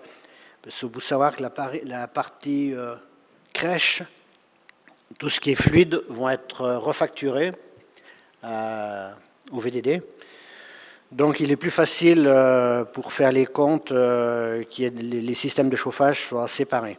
Donc c'est pour ça que l'estimation est beaucoup plus faible par rapport au chiffrage des entreprises. Donc le lot 8 est une estimation à 193 970,70 € hors taxe. Avant négociation, la société RAY était à 363 693, après négociation à 347. GT Agencement à 285 087 60. Il passe à 270 après négociation, 270 827 90. Et la société Gilet, avant négociation, 350 856 38. Après négociation, 335 077,16. Je vous propose de retenir la société GT Agencement. Ce qui nous fait un total hors taxe pour ce chantier, une estimation du mètre d'œuvre à 149 000, enfin 148 000 et quelques, j'ai arrondi à 149 000, pour un total hors taxe du chantier à 1 490 000, pour un total hors taxe du chantier à 1 530 000 hors taxe. À vous, monsieur le maire. Alors, merci Didier. À savoir que sur ce projet-là, on avait une première estimation qui était supérieure de 200 000 € sur les coûts complets. Là, on se retrouve avec une augmentation moindre, me semble-t-il, de 40 000 € après négociation. Il y avait une volonté, après la première esquisse, des élus de bien pouvoir séparer les deux chaufferies, soit celle de la crèche et celle de la salle supplémentaire, parce que deux maîtres d'ouvrage, différents, enfin un seul maître d'ouvrage, mais en tout cas deux collectivités différentes qui vont exploiter. Donc pour simplifier la redistribution des fluides, eh bien, deux chaudières, deux systèmes de comptage et donc deux systèmes de chauffage étaient importants, ce qui induit forcément des coûts supplémentaires. Donc nous en arrivons avec 40 000 € de surplus sur l'ensemble du projet après renégociation. Est-ce qu'il y a des questions par rapport à ces entreprises? Oui. Bonsoir à tous. Je souhaiterais, moi, quelques précisions. On parle bien d'appel d'offres, parce que vous me parlez de négociation. Dans le cadre d'un appel d'offres, je ne vois pas bien comment vous avez pu procéder à des négociations, que vous puissiez avoir un certain nombre de précisions sur l'offre, le contenu de l'offre, le consultant qui est chargé de vous aider dans ce domaine, effectivement, a dû pouvoir le faire, mais on ne peut pas négocier les offres si on reste dans le cadre d'un appel d'offres. Ça, c'est ma première question. Puis l'autre question, c'est que je ne comprends pas bien. On est sur une réalisation entière et il y a une décomposition, il manque des lots. J'ai pas les éléments concernant... alors, j'ai peut-être pas tout suivi ou j'ai laissé passer quelque chose, mais on passe du lot 2 au lot 5, au lot 7 et les autres. Alors oui. En fait, on renégocie. La CAO a fait son appel d'offres. La CAO a donc la commission d'appel d'offres a donc fait la restitution avec le maître d'œuvre de l'ensemble des lots. À partir de là, a acté les lots qui lui semblaient bons. De fait, ils ont été présentés au précédent conseil municipal. Ceux-ci donc ont été arrêtés. Ce qui veut dire que les lots non présents ce soir ont des lots qui ont déjà été attribués, de fait. Et puis les autres, de fait, ont été réputés à renégocier, infructueux en tout cas, et donc à renégocier. Donc relancer, voilà. Et ce soir, c'est le résultat des renégociations que nous arrêtons. La CAO a rendu son premier verdict, le conseil municipal a rendu le verdict final en approuvant les lots bien restitués. De fait, derrière, ça nous engageait sur une deuxième phase qui était la renégociation possible ou alors de rejeter l'ensemble des lots et du marché pour pouvoir reconsulter. La loi nous permet tout de même de pouvoir renégocier après un second temps du moment que le conseil municipal a, lui, statué sur le cas. Donc en fait, si j'ai bien compris, on avait une situation d'un appel d'offres partiellement infructueux en lots séparés. Je répète, on a eu donc un appel d'offres partiellement infructueux sur des lots séparés, ou c'était un appel d'offres global en entreprise générale ou en groupement d'entreprise. La question est posée. Excusez-moi, voilà, un lot. C'est des précisions, c'est important. Tout à fait. Non, mais voilà, c'est très bien de revenir préciser. Oui, donc en effet, un appel d'offres réputé infructueux dans certains lots parce que lots séparés, et donc on pourrait retrouver la décomposition de 9 lots, 8 lots, 9 lots 8 lots, excusez-moi. 8 lots différents ont été proposés en appel d'offres, et donc nous avons eu des réponses sur 8 lots. De fait, certains lots ont trouvé donc preneur, attribution, enfin ont été approuvés par le conseil, par la CAO, sur conseil de la CAO par le conseil municipal précédent. Et puis, bien sûr, les lots qui n'avaient pas trouvé preneur, eh bien, une renégociation a été envoyée et potentiellement d'autres personnes pouvaient également y répondre. Mais quoi qu'il en soit, c'était bien des lots séparés au départ. Hein. Ce n'était pas une entreprise générale qui était mandatée potentiellement. Ça pouvait être un groupement d'entreprises, conjoint ou solidaire, et ça aurait pu être différent d'un lot séparé. Est-ce que ça n'aurait pas été plus avantageux? Et qui a choisi de passer en lot par lot? Alors, peut-être que ça aurait été plus intéressant. Il est vrai que nous avons régulièrement fait de cette façon, en tout cas quand les terrains sont à nous, j'ai envie de dire, parce que je ne suis pas persuadé qu'une entreprise générale, pour le coup, aurait répondu de meilleure façon, en sachant qu'il y a peu de contractants sur le territoire, en tout cas peu qui veulent venir sur notre périmètre, qui auraient les capacités en interne de pouvoir gérer l'ensemble des corps de métier sans passer par la sous-traitance. Donc, de fait, à un moment, d'engendrer des coûts. Par contre, je peut penser comme vous, sans doute, qu'à certains moments, il est tout à fait concevable de passer par l'entreprise générale, qui arrivera à avoir de meilleurs coûts de construction qu'une collectivité peut le faire avec, de fait, une maîtrise d'œuvre d'architecte, de fait, une tonne d'études au départ, et que c'est sûr quand on le peut, mais pour le coup c'est très encadré, parce qu'il faudrait qu'on achète une prestation à quelqu'un sur un terrain qui n'est potentiellement pas le nôtre, que quelqu'un construise pour nous sur son terrain, et pourquoi pas nous le revendre. Il pourrait être intéressant de faire cette opération. Voilà. Mais là, aujourd'hui, pour les constructions municipales, sur les terrains municipaux, la volonté a toujours été d'avoir des lots séparés et de pouvoir choisir la meilleure maîtrise possible de la construction. Voilà. Alors, je reviens sur ce que je viens de dire. J'ai peut-être pas bien été explicite. Nonobstant le fait de faire appel à des entreprises générales, ce que vous pouvez effectivement avoir à écarter dans certains cas, le groupement d'entreprises présente quand même l'intérêt d'avoir un mandataire qui est sur l'ensemble des lots responsable en cas de disparition d'une entreprise, pouvoir, en tant que groupement conjoint et solidaire, pouvoir venir à l'aide, je dirais, de la collectivité lorsqu'une entreprise défaillante vient à manquer et qu'il faut faire appel à une nouvelle entreprise. Et dans ce cas, la différence par rapport au marché initial, elle est absorbée par l'ensemble du groupement. Ça pouvait présenter un intérêt, et on pouvait tout aussi bien avoir, en tant que mandataire du groupement, une entreprise locale importante ou des entreprises importantes locales sollicitées, et avoir des lots séparés, individualisés, mais pour lesquels je dirais la solidarité en cas de défaillance d'une entreprise pouvait être de mise. Alors que là, en lot séparé, des entreprises viennent à disparaître en cours de chantier. il faut faire appel de nouveau à la concurrence pour reprendre une entreprise.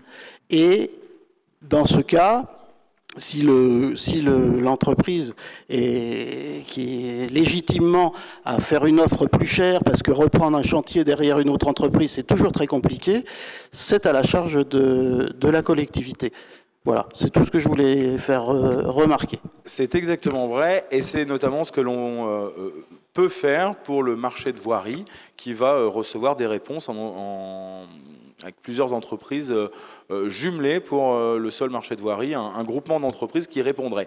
Après, je tiens quand même à préciser que si une entreprise souhaitait répondre à l'ensemble des lots, de façon avec un groupement, aujourd'hui, c'était pas forcément impossible. Force est de constater que ça n'a pas été fait. Mais j'entends le fait que tout à fait c'est concevable et possible, et que dans une période d'inflation, on pourrait y trouver un intérêt certain dans le cas de défaillance, comme certains autres chantiers ont pu nous le prouver. C'est pas le choix qui a été fait. On a quand même travaillé avec un cabinet d'architectes qui regroupe l'ensemble des bureaux d'études en interne. Voilà, qui était aussi une volonté et une simplification pour nous, administrative et dans le contact avec les personnes, avec donc le cabinet d'architecture Idoneis, qui regroupe l'ensemble, que ce soit des bureaux fluides, des bureaux béton, mais également de l'économie en interne. C'est pas ce qui donc a été choisi ensuite pour les lots de cette, excusez-moi, de cette crèche, mais pourquoi pas à y réfléchir sans problème. Est-ce qu'il y a d'autres questions par rapport... Oui, madame. Je voudrais savoir qui c'est cette CAO. Qui c'est cette CAO? Qui appartient à la CAO? C'est la commission d'appel d'offres. Ouais. Et qui c'est? Il y a 3 personnes, plus le maire. Enfin, le maire, de fait, en fait partie, excusez-moi. Il y a Benjamin... Enfin, on se parle en présentant dernier, je suis désolé. Il y a Didier Buisson, Philippe Thiebaud et Benjamin Gastaldello.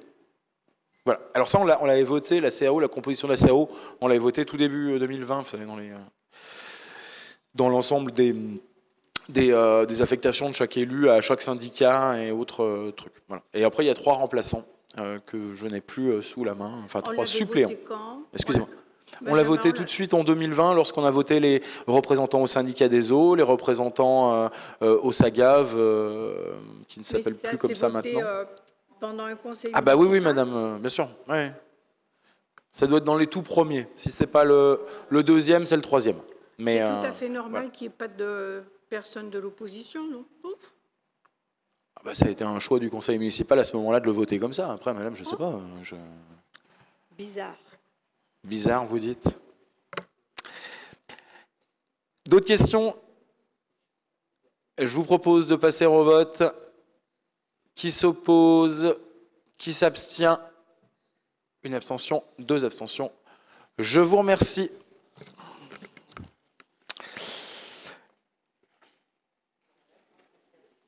Délibération 2023 B10, validation du projet de rénovation des locaux de la MJC et donc demande de subvention. Ce que nous allons demander ce soir, c'est de valider le montant global de la MJC, excusez-moi, des travaux de la MJC pour pouvoir demander les subventions sur l'ensemble du montant. Et donc, hop, le voilà. Donc, je ne sais pas si vous avez pu prendre connaissance donc, de cette délibération. L'ensemble des travaux pour la réhabilitation complète de la MJC a été chiffré à 775 000 € hors taxes. Une première tranche, la volonté était pour les élus de passer en plusieurs phases et en plusieurs années. Bien évidemment parce que déjà il y a une question de budget, certes, mais il y a aussi une question de faisabilité, c'est-à-dire que la MJC, il faut bien qu'elle continue à exercer et à travailler. Et comme vous pouvez le constater, on ne déborde pas forcément de locaux, en tout cas de locaux adéquats. Donc il était important pour nous de pouvoir phaser ces travaux. Une première tranche sera faite, a été prévue au budget 2022 pour 100 000 €, et donc ils seront réalisés, en reste à réaliser, au printemps 2023. Donc je vous demande d'approuver cette demande de subvention auprès des différents partenaires que sont l'État, la région, la CAF ainsi que le conseil départemental de l'Isère.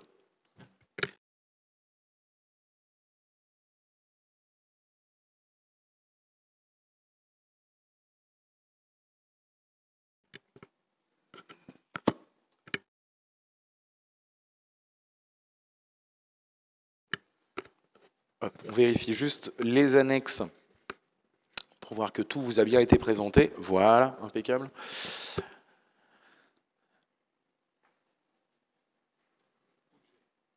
Voilà, que tout le monde a bien pu prendre connaissance du projet définitif, avec notamment les 2 appartements de l'étage qui vont être désaffectés, qui vont devenir des pièces et des salles qui vont pouvoir recevoir les élèves des cours de musique, avec des pièces chauffées et acoustiquement acceptables, ce qui n'était pas le cas au préalable, vu qu'on se rappelle, historiquement, ils étaient à la maison Gilet. Et puis ensuite, derrière, eh bien, des sanitaires qui seront refaits tout de suite. On voit la circulation, là, le bleu hein, et le violet qui seront refaits cette année. L'espace sanitaire et l'espace réception EVS, également refait tout de suite cette année avec l'accueil. Voilà, pour ces 100 000 premiers euros. Les travaux ont pu commencer, en tout cas, on a... Comment ? La semaine dernière, voilà, on a pu transférer l'ensemble des sanitaires et mettre le barriérage. Pas de questions? Qui s'oppose à cette délibération? Qui s'abstient? Je vous remercie. Délibération suivante, délibération 2023-B11, excusez-moi, réitération par acte notarié de la convention de servitude signée avec Enedis. Lors de la pose de transformateur par Enedis, il est nécessaire de signer des conventions de mise à disposition de terrain communal à Enedis. Ces conventions sont rédigées par notaire et il convient d'autoriser Monsieur le maire à donner pouvoir à un notaire de l'office en charge d'Annecy afin de contresigner ces actes. Ces conventions concernent le transformateur de la piscine et celui nécessaire pour la construction de l'immeuble rue Pasteur. Voilà, l'acte traditionnel, mise à disposition de terrain, enfin du coup, d'acter les actes, excusez-moi, et donc il convient de nommer un notaire qui nous représentera pour la signature de ces actes. Pas de questions? Qui s'oppose? Qui s'abstient? Je vous remercie. Délibération suivante 2023-B12, je passe la parole à Hélène Pégou. Il a été convenu en début de mandat d'allouer aux écoles une somme forfaitaire de 30 € par élève pour aider les enseignants à monter des projets qui permettraient à tous les enfants de participer à au moins un projet dans leur scolarité. Il est également possible de cumuler ces crédits d'une année sur l'autre pour des projets plus conséquents. Et pour 2023, 3 écoles ont déposé une demande. L'école Tabarly, cycle de ski de fond et foulée blanche, sortie nature, 86 élèves pour une somme de 2 580 €. L'école Tazieff, sortie au musée de l'eau à Pont-en-Royan, musée gallo-romain de Saint-Romain-en-Galles et sortie raquette, 98 élèves pour une somme de 2 940 €. L'école du Macle, projet ski alpin pour 90 élèves de CP, CE1, CE2. Là, une demande a été faite pour cumuler les 2 années, donc 2022 et 2023, pour 5 400 € et un projet musique pour les enfants de maternelle pour 1 210 €. Somme à verser sur les coopératives scolaires. Il avait été proposé aux écoles de pouvoir eh bien, prendre leur versement soit par anticipation, soit pour années séparées. Donc voilà, cette délibération vient formaliser cela, avec des projets pédagogiques à la clé. Je suis très heureux que nos enfants puissent partir au ski, parce que beaucoup d'écoles le font, mais beaucoup ne le font pas également. Et donc il est important que nos enfants puissent aller skier et profiter des joies des sports d'hiver. À mon époque, on n'y allait pas. C'est peut-être pour ça que j'ai pas adoré l'école non plus. Donc on peut se féliciter de cette action. Qui s'oppose? Qui s'abstient? Oui, juste, bien sûr. C'est Hélène. Est-ce qu'on a fait quelque chose, vous savez, pour cette histoire de déjeuner qui m'avait horriblement choquée, et je ne me suis pas encore remise sur cette histoire de déjeuner. Il y avait une classe qui va déjeuner, puis les autres vont regarder. Et j'avais pensé que monsieur le maire allait peut-être bouger, là. C'est important, les chouchous. Alors, on a proposé aux enseignants et incité les enseignants à y participer, mais comme Hélène va pouvoir vous le repréciser, c'est sur la base du volontariat. À partir de là, nous, on met les moyens à disposition, hein, on met les services communaux, les cantines et tout ce qu'il faut, donc pas de choix dans les classes, pas de choix dans les élèves, et une possibilité à tous de pouvoir proposer ce service en classe. Alors je pense que c'est ça aussi peut-être qui vient impacter l'envie des enseignants de le mettre en place, parce qu'évidemment gérer ça en classe c'est pas toujours évident. Je ne sais pas si Hélène, il y a eu de nouveau candidat. Non, pour cette année, de toute façon, non, la convention a été signée selon l'organisation choisie par les enseignants. Donc ça a été remonté aux enseignants, que le conseil municipal avait quand même quelques oppositions par rapport au fait que tous les enfants ne puissent pas participer. Et là, c'est vrai que ça a commencé. Vu le succès que ça apporte, les autres enseignants, finalement, se sont dit que pourquoi pas, si on reconduisait l'opération l'année prochaine, ce serait toutes les classes, donc tous les enfants. D'accord. Merci. Mais ça, c'est pas la mairie qui peut décider, c'est bien un projet pédagogique. Nous, on est simplement un soutien logistique et financier. Mais un projet pédagogique qui est soutenu par les inspecteurs? Oui. Donc moi, j'écris aux inspecteurs. Voilà. Après, libre à vous, oui, mais le projet-là a été validé par l'inspecteur, donc il soutient aussi ses enseignants. Donc, mais Hélène, vous ne trouvez pas que c'est horriblement choquant? Si, bien sûr. Bien sûr. Merci. Discrimination d'un même établissement.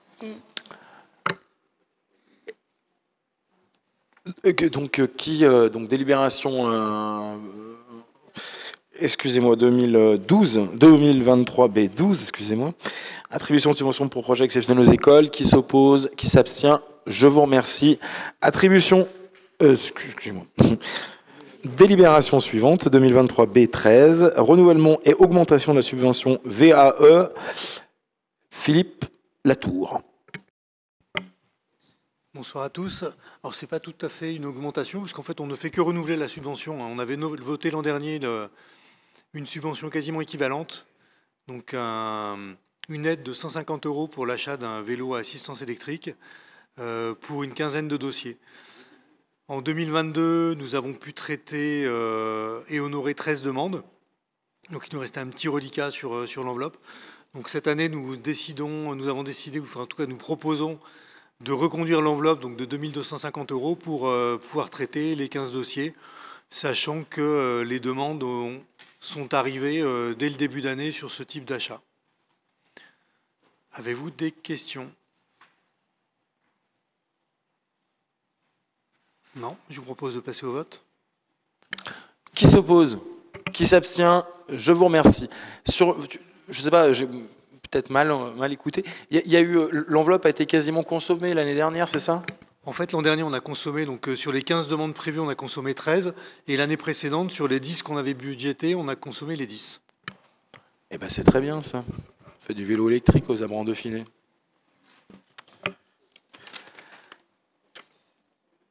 Dernière délibération 2023 B14, modification de la délibération 2022 H05. Alors, comme il vous a été présenté dans la délibération 2022 H05, il vous avait été proposé, excusez-moi, d'acheter la parcelle chemin du Moran, comme je vous disais, une parcelle de 5371 mètres carrés au prix de 440 000 €. Nous payions à l'époque moins parce que le syndicat des eaux achetait une partie de la parcelle en direct. Il a été convenu déjà, nous, de reprendre en interne la division. Enfin, la division a été faite pour le coup, excusez-moi, mais le syndicat des eaux passera par la commune et non pas par le porteur du terrain actuel pour acheter. Donc nous vendrons l'ensemble du terrain, enfin en tout cas, c'est nous qui vendrons directement au syndicat des eaux. Et puis, idem, il y avait un désaccord au niveau du coût du mètre carré, où nous n'étions pas entendus, en tout cas, entre les mètres carrés et le coût, ce qui nous avait fait une délibération erronée de 2 €, 1,80 € d'écart au mètre carré, et donc un coût supplémentaire évidemment, donc de passer de 440 000, excusez-moi, au prix forfaitaire de 450 000 €.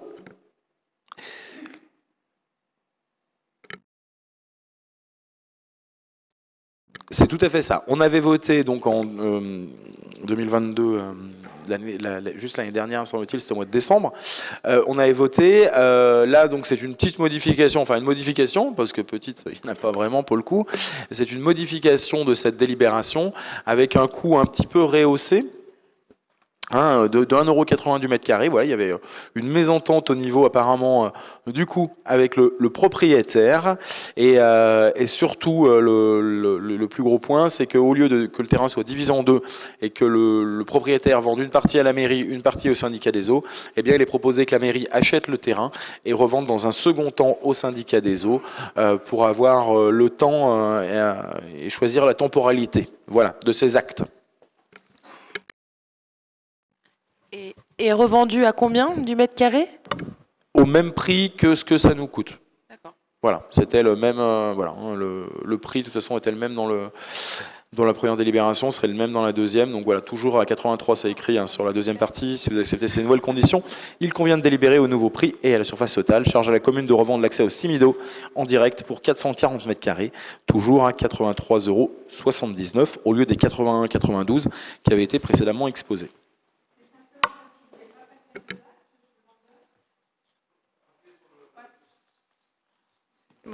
Je dis, cette histoire-là, c'est pas grand-chose, hein, 83, 80, mais c'est simplement parce que le vendeur ne voulait pas passer 2 actes. Non, c'est parce que la temporalité n'était pas forcément la bonne entre les deux services, que ce sont de la commune, les deux administrations, entre celle de la commune et également celle du syndicat des eaux. Voilà. Il aurait été beaucoup plus simple pour tout le monde de pouvoir le faire en même temps, le même jour. Il se trouve que, pour le coup, chacun a son temps administratif, et donc il convenait bien de le faire en 2 temps pour que nous puissions, nous, avancer avec le porteur de projet le plus rapidement possible. Voilà. Et vous êtes sûr que votre Simido va vouloir acheter? Ouais. Eh ben jusque-là, il n'y a pas de contre-indication. Donc, s'il souhaite acheter, tant mieux. Et s'il ne souhaite pas acheter, eh bien, tant pis. Il n'y aura pas de sortie sur la voie sud, ce qui serait plus dommageable pour lui que pour la commune, qui, pour le coup, conserverait une partie foncière, si elle le souhaite, pour du parking, notamment à destination du foyer d'accueil médicalisé, qui en a grandement besoin. Donc aujourd'hui, on continue sur le même principe. Non, mais ça, c'est le fameux terrain là que vous achetez. Exactement. Vous l'échangez. Exactement. Avec ce que je veux pas, quoi. Avec ce que vous voulez pas. Oui, vous savez, je veux pas cet échange. C'est bien ça. C'est un terrain que vous achetez, que oui. vous allez échanger oui. avec un terrain. Le prix avec le terrain de la maison dauphinoise. Le prix n'est pas le même. Voilà. Les mètres carrés ne sont pas les mêmes. On ne va pas revenir là-dessus. Mais bon. Exactement, c'est cet échange que vous ne souhaitiez sans doute pas, si vous le dites. J'en veux pas de cet échange. Je souhaite une précision. Lorsque nous avons abordé ce sujet au mois de décembre, il était bien acté que la Société des eaux récupérait une partie de ce terrain. C'était pas conditionnel, c'était pas si, comme vous venez de l'énoncer. Or, il aurait pu, si effectivement le syndicat des eaux était prêt à acheter cette parcelle, lotir préalablement le terrain pour le céder le même jour, pour partie à la municipalité et pour l'autre au syndicat des eaux.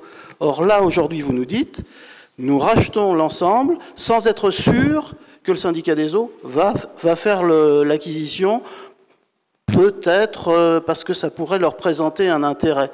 Je trouve que c'est à expliciter davantage auprès de l'ensemble des membres du conseil municipal. J'ai dit. Alors, la délibération précédente, en effet, précisait en cascade les éléments qui allaient se passer. Et donc, de fait, si les l'ensemble des acteurs étaient OK, tout se déroulait de façon nickel, en tout cas étaient présents le même jour, tout se déroulait de la meilleure des façons. Si l'une seule des parties, des 3 parties présentes autour des 2 propriétaires, parce qu'aujourd'hui il y a 2 propriétaires, il y en a un pour la maison dauphinoise et l'un pour ce terrain. Si l'une des parties, excusez-moi, n'était pas présente, de fait, l'ensemble de la délibération tombait. Aujourd'hui, il est convenu qu'en temps administratif, cela semble compliqué pour le syndicat de pouvoir être dans la même temporalité que la commune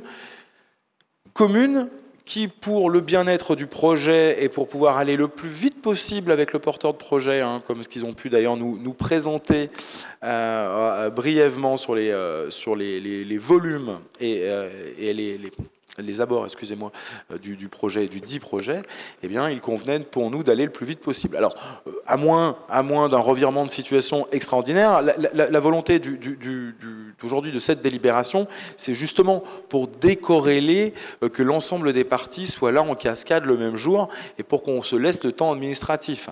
Maintenant, en effet, on peut toujours être suspicieux et se dire « Ah oui, mais peut-être que le syndicat veut pas, que si, que là. » Bon, pourquoi pas? Pourquoi pas? C'est vous qui avez énoncé le si. Mais pourquoi on l'achète à 83,79 étant donné que les domaines étaient tout à fait, ont donné 91,92. Ça ne fait pas une grosse différence, d'accord, mais c'est une parcelle de 5371. Donc, j'en suis à 10 000, sauf si je ne sais plus compter. 10 000 euros de plus. Oui. Ben, pourquoi? L'offre et la demande. C'est qui le vendeur? Vous allez bien me dire un jour qui c'est le vendeur. L'offre et la demande. À partir de là, je dis l'offre et la demande, il y avait un prix, en fait, c'était un prix forfaitaire sur lequel nous étions entendus. Ce prix forfaitaire donc, était tenu également un nombre de mètres carrés. On a mal jaugé, nous peut-être, en prenant cette délibération à l'époque, en notant en tout cas les éléments sur la note de synthèse. On a été 10 000 en deçà, parce que sachant que si vous faites la multiplication exacte, on arrive à un peu plus de 450 000 euros. Évidemment, c'est un montant forfaitaire, donc on s'en tient à l'unité de 1000, avec des zéros et non pas avec des euros et des centimes. Mais un mauvais calcul avait été fait. Il convient donc de revoir cela et de passer cette délibération à 83,79 € du mètre carré au lieu de 80,92 €. Et en effet, cela ne nous coûte plus 440 000, mais 450 000 euros. De l'autre côté, le prix de vente n'est plus de 32 000, mais de 36 867 €. Mais on ne tombera toujours pas d'accord sur ce terrain, Marie-Blanche. Est-ce qu'il y a... et oui, en effet, ça nous permet toujours de pouvoir faire une belle opération et un bel aménagement de ce quartier qui pour le coup, est très important. Alors, j'en conviens qu'il faut être vigilant à l'argent et je pense qu'on l'a assez bien exposé lors de l'ensemble de ce budget. Mais cette opération est très importante pour la commune et aujourd'hui, nous allons pouvoir l'acter. Qui s'oppose, qui s'abstient, une abstention, 2 abstentions. Je vous remercie. On en est arrivé à la fin de ce conseil municipal qui était assez long, assez dense, bien évidemment, budget oblige. C'est le moment des questions diverses. Mais il n'y a pas de problème, c'est avec plaisir, Marie. Alors, je fais des remarques, certes, parce que je veux être vigilante pour les abrais. Mais je tiens quand même à souligner quelque chose qui est formidable, moi qui suis une abrésienne historique, comme dit Noureddine, c'est-à-dire que de voir le marché sur la place, je ne sais pas qui a décidé, mais je félicite la personne, parce que c'est très bien. Eh bien, merci Marie-Blanche, ça fait plaisir, parce que c'est vrai qu'on a On a essayé de pouvoir activer ça pour le remettre sur la place. Alors c'est pas toujours évident avec notamment il nous reste les traçages à faire, à terminer proprement. Mais ça va permettre à la place d'être plus vivante, ça va permettre au marché d'être pérennisé. Alors je dis pas au marché de s'agrandir et d'être plus vivant, parce que ça me semble être compliqué dans les années futures, mais en tout cas, quoi qu'il en soit, ça permet de le conserver, de le figer dans sa dynamique actuelle, et j'espère que les habitants en sont également ravis.